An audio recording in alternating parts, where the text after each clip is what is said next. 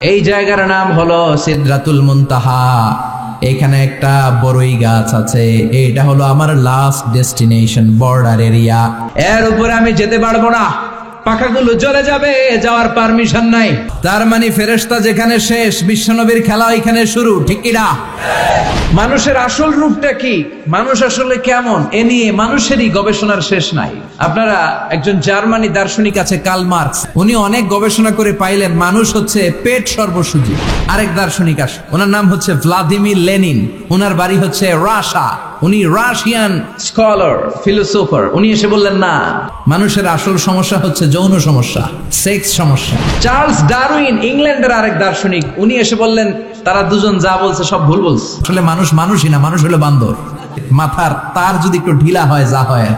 মানুষকে আল্লাহ এতটা শ্রেষ্ঠত্ব দিয়েছে, মানুষ যদি শ্রেষ্ঠ হয় মানুষ ফেরেশতাকে ছাড়িয়ে যায়, আর মানুষ যদি নিকৃষ্ট হয় তাহলে সে পশুত্বকেও হার মানায়। দলিল কি? দলিল হচ্ছে মেরাজ রজনীতে সাইয়েদনা জিবরাইল সিদরাতুল মুনতাহা পর্যন্ত গেলেন, ওইখান থেকে দুইটা ঝর্ণা বা নদী নেমে গেল। বিষ্ণু বললেন জিবরাইল, এই নদী দুইটা কোন নদী? সাইয়েদনা জিবরাইল বললেন এই দুইটা নদী সিদরাতুল মুনতাহা থেকে পৃথিবীর দিকে নেমে গিয়েছে, আর একটা হচ্ছে ইরাকের ফোরাত নদী, আর একটা হচ্ছে মিশরের নীল নদী। এরপরে সাইয়েদনা জিবরাইল বললেন ইয়া রাসূলুল্লাহ, ইয়া হাবিবাল্লাহ, এই জায়গার নাম হলো সিদরাতুল মুনতাহা। এখানে একটা বড়ই গাছ আছে, এটা হলো আমার লাস্ট ডেস্টিনেশন, বর্ডার এরিয়া। এই বর্ডার এরিয়ার উপরে যাওয়ার ক্ষমতা আমার নাই, 1 ইঞ্চি উপরে গেলে আমার পাখাগুলোর জ্বালিয়ে সারখার করে দিবে কে? সৃষ্টির শুরু থেকে আজ পর্যন্ত যত নবীর কাছে আমি ওহী নিয়ে দুনিয়ার বুকে নাজিল হয়েছি গো নবী, এই সিদরাতুল মুনতাহায় কান লাগিয়ে আল্লাহর কথা শুনেছি, আজ পর্যন্ত আমিও আল্লাহরে দেখি নাই। নবী গো, আমি তো আল্লাহরে দেখি নাই, এটা আমার লাস্ট এরিয়া। আমার যে দেখেন আপনি কোরআন নাজিল করে উপরের দিকে উড়াল দিতে, আমি উড়াল দিয়ে এখানে এসে বসে থাকি, সুবহানাল্লাহ পড়া। এর উপরে আমি যেতে পারবো না, পাখাগুলো জ্বলে যাবে, যাওয়ার পারমিশন নাই। তবে আপনারে পারমিশন দিছে কে? আল্লাহ। আমি এইখানে দাঁড়িয়ে রইলাম, আপনার মিটিং আল্লাহর সাথে শেষ করে আপনি নেমে আসেন গো নবী। নবী যান, আপনার মিটিং এর জন্য, আপনাকে সারপ্রাইজ দেওয়ার জন্য আপনার অপেক্ষায় আল্লাহ অপেক্ষমান, সুবহানাল্লাহ। তার মানে ফেরেশতা যেখানে শেষ, বিশ্বনবীর খেলা এখানে শুরু, ঠিক কি না? জিবরাইল ওখানে থেমে গিয়েছে, আর যেতে পারে না।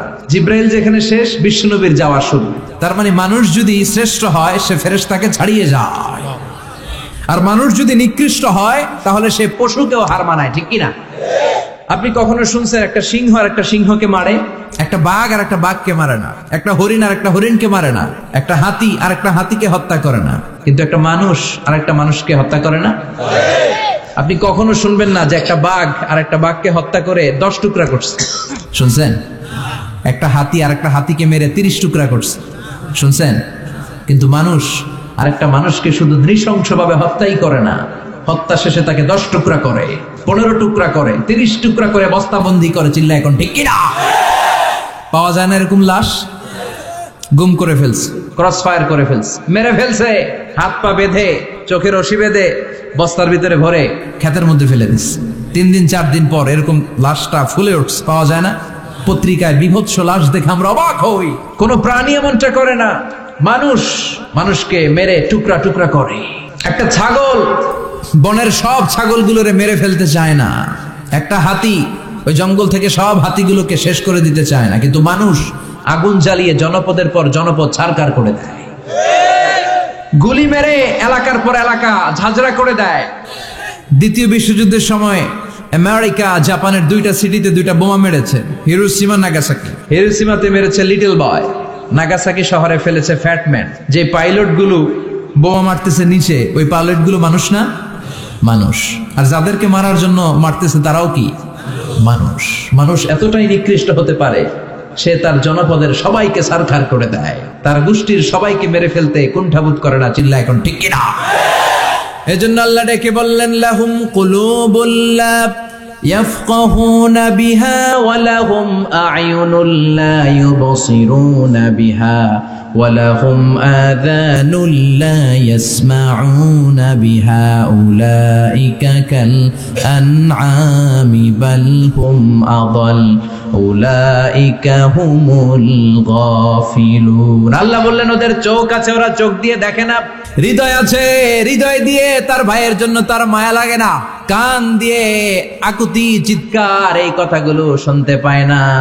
উলাইকা কাল আনআম, দেখতে এদের হাত আছে, পা আছে, চোখ আছে, দেখতে মানুষের মতো, আসলে এগুলো মানুষ না, এগুলো পশু। বাল হুম আযাল, পশুর চেয়েও খারাপ, ঠিক কি না? এগুলো শুধু পশুই না, এগুলো পশুর চেয়েও খারাপ। তো এই কোরআন যদি আপনি পড়েন, আপনার এই পশুত্বের মনোভাবটা দূর হয়ে যাবে, আপনি মানুষের মতো মানুষ হতে পারবেন, ঠিক কিনা? এজন্য আল্লাহ মানুষের নামে একটা সূরা দিলেন, সূরার নাম আল ইনসান। সূরার নাম সবাই বলেন আরো জোরে। ইনসান মানে কি? আরো জোরে কোন? আমরা সবাই কি মানুষ। মানুষ নিয়ে মানুষের মধ্যেও কৌতূহলের শেষ নাই। বিজ্ঞানীদের মতে মানুষ হচ্ছে হোমোস্যাপিয়েন্স গ্রুপের একটা প্রজাতি, যার বিবেক আছে, বাক শক্তি আছে, বুদ্ধি আছে, চেতনা আছে, উপলব্ধি করার মতো ক্ষমতা আছে। চিল্লা এখন ঠিক কিনা? মানুষের আসল রূপটা কি, মানুষ আসলে কেমন, এ নিয়ে মানুষেরই গবেষণার শেষ নাই। আপনারা একজন জার্মানি দার্শনিক আছে কার্ল মার্কস, নাম শুনে থাকবেন, শুনছেন না? উনি অনেক গবেষণা করে পাইলেন মানুষ হচ্ছে পেট সর্বসুজি, মানে মানুষের পেট ঠান্ডা তো দুনিয়া ঠান্ডা। উনি গবেষণা করে পাইছে মানুষের পেট ঠিক তো সব ঠিক। উনার পরে আরেক দার্শনিক আসে, ওনার নাম হচ্ছে ভ্লাদিমির লেনিন। উনার বাড়ি হচ্ছে রাশিয়া, উনি রাশিয়ান স্কলার, ফিলোসোফার। উনি এসে বললেন না, মানুষের পেট সমস্যা বড় সমস্যা নয়, মানুষের আসল সমস্যা হচ্ছে যৌন সমস্যা, সেক্স সমস্যা।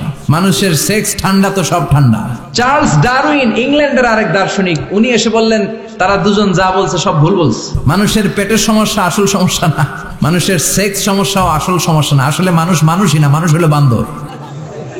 মানুষ কি? বানর থেকে সময়ের বিবর্তনে, কালের বিবর্তনে বানরগুলো মানুষ হয়ে গিয়েছে। মাথার তার যদি একটু ঢিলা হয়, যা হয় আর কি।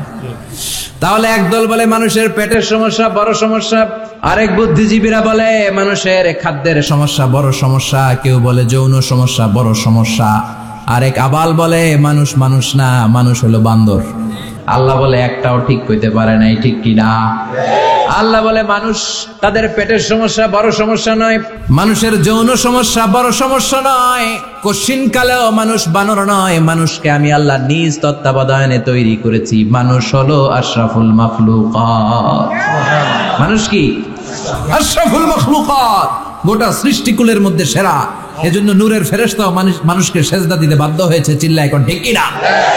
তুমি মাটির আদমকে প্রথম সৃষ্টি করিয়া ঘোষণা করিয়া দিলে শ্রেষ্ঠ বলিয়া, তাই তো নূরের ফেরেশতা করে আদমকে সেজদা, ঠিক কি না?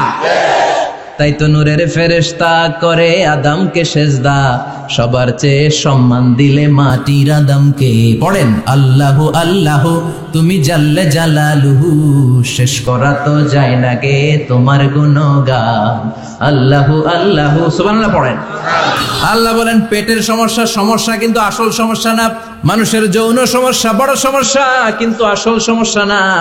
মানুষ বানর নামের প্রজাতির ভেতর দিয়ে মানুষ হয় নাই। মানুষকে আমি নিজে তৈরি করেছি, মানুষকে আমি আশরাফুল মাখলুকাত বানিয়েছি। সুবহানাল্লাহ। বুখারীর বর্ণনা, লাম্মা খালাকাল্লাহু আদামা ওয়া কানা তুলুহু 60 যিরাআন। আল্লাহ যখন সাইয়েদনা আদমকে তৈরি করলেন 60 হাত লম্বা করে তৈরি করলেন। কয় হাত? আপনি কয় হাত? আমি কয় হাত? আমরা কয় হাত? কিন্তু আদম ছিল কয় হাত? সুবহানাল্লাহ কইবেন না? আপনারা যখন জান্নাতে প্রবেশ করবেন, বুখারীর ওই বর্ণনাতে এসেছে মানুষরা যখন জান্নাতে প্রবেশ করবে প্রতিটা মানুষ 60 হাত লম্বা হয়ে প্রবেশ করবে। এই দুনিয়াতে দাড়ি রাখার জন্য বিশ্বনবী আদেশ করেছেন, কিন্তু জান্নাতে যারা যাবে এদের দাড়িও থাকবে না, মোছও থাকবে না, গায়ের মধ্যে পশমও থাকবে না। সুবহানাল্লাহ বাড়ি দিয়ে গিয়া চিৎকার করে পড়েন আল্লাহু আকবার।